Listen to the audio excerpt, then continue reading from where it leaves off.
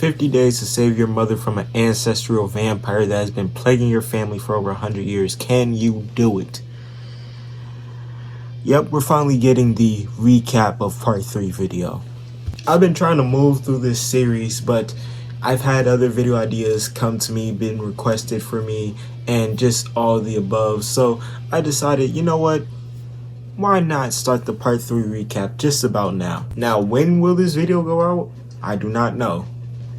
This weekend, my girlfriend will be over, so I will not be making videos like that. I can tell you that right now. But if it doesn't go up this weekend, you'll probably be supplied with some compilation video this weekend of something. I'll probably put all my fashion videos together, or maybe y'all get a compilation of my worst haircut videos, because I've made a fair amount by this point. But without further ado, let's get into part 3.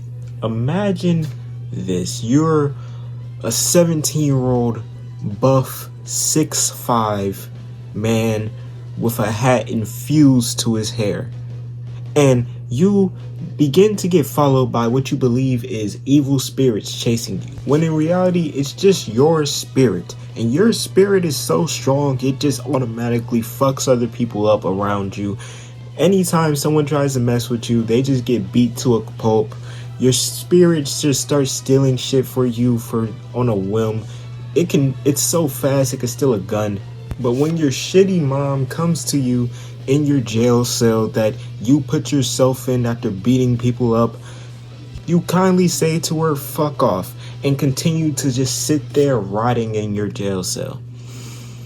Yep, I'm talking about Jotaro Kujo. At least some people's thought process behind Jotaro Kujo. When we talk about Jotaro Kujo, we need to really talk about his character. But I thought this was a part 3 video. It is, but not in the traditional sense like I did the other 2 videos. I'm not recapping all 48 fucking episodes of part 3. You got me fucked up if you thought I was actually doing that. Rather, I'm just actually going to highlight a lot of things I liked about part 3, starting with Jotaro. Now, I definitely like part 3 Jotaro a lot. As the years have gone by, part 3 Jotaro has grown on me more and more. I think the idea of a 17-year-old who wants everyone to be safe, sound, and secure while just pushing everybody away at the same time is a very interesting concept, but it is a very overdone concept, and it can become overdone very fast. I feel like at some points in Stardust Crusaders it became very overdone. But I will say, at the start, the story was low-key cooking until we got to that dumbass Gray Fly episode. It was like an episode and a half. Y'all know I don't like that fucking stand. I don't like the user. I think the whole thing is dumb. I think Gray Fly is a very dumb stand who was there for spectacle and got packed up in like half a fucking episode. That's actually sickening. But the start was low-key some heat. I think one of my favorite episodes was probably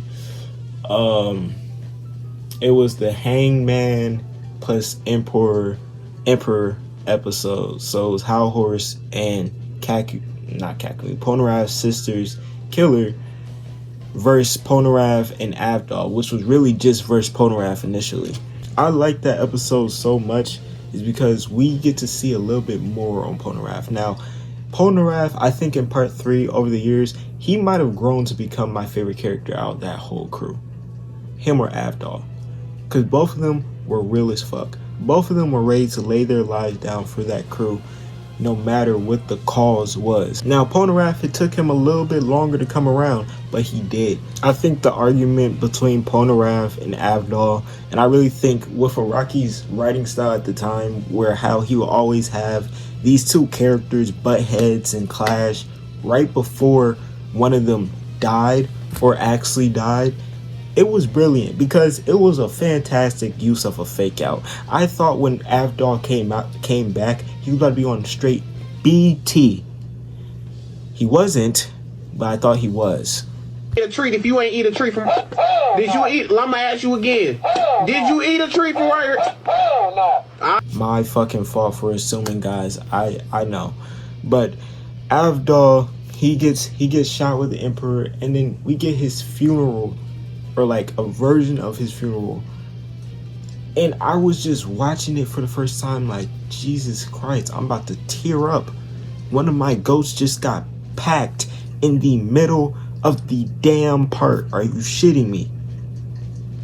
This was the first time it had happened. I don't count part 1 and Will Zeppeli dying technically in the middle, because all I had to do was get through 4 more episodes and I was done. I finished part 1 in literally a few hours. But me, Avdol, this whole group been on a journey for, I don't remember what episode it was, but I know it was in like probably the late 10s, maybe early 20s.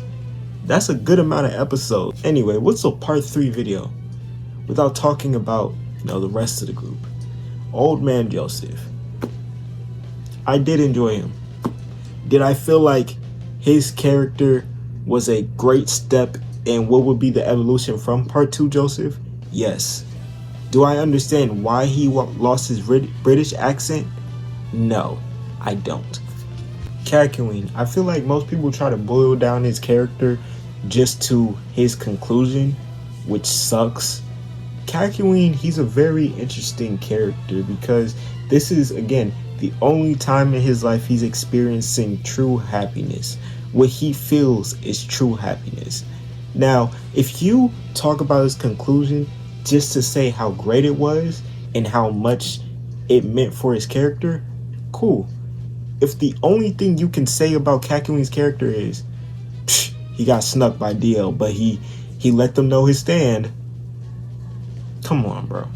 Even my dog Iggy, literally.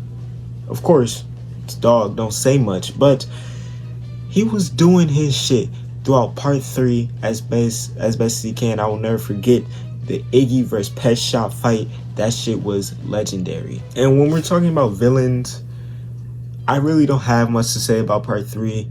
Now, before you jump down my neck, most of the part 3 side villains stunk. They stunk up the screen every time I saw them.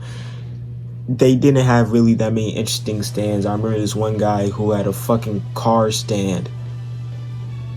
That stand sucked. And then there was also times when just random stand users would get beat in the most craziest and ludicrous ways of all time. But when we're talking about the head honcho, the leader, the one in charge, D.O. Brando. How can you hate D.O. Brando? That was a trick question. It was. But I feel like D.O. perfectly executes what a real villain is. He does this for no other reason except power. He's been wealthy for basically his entire life at this point in part 3.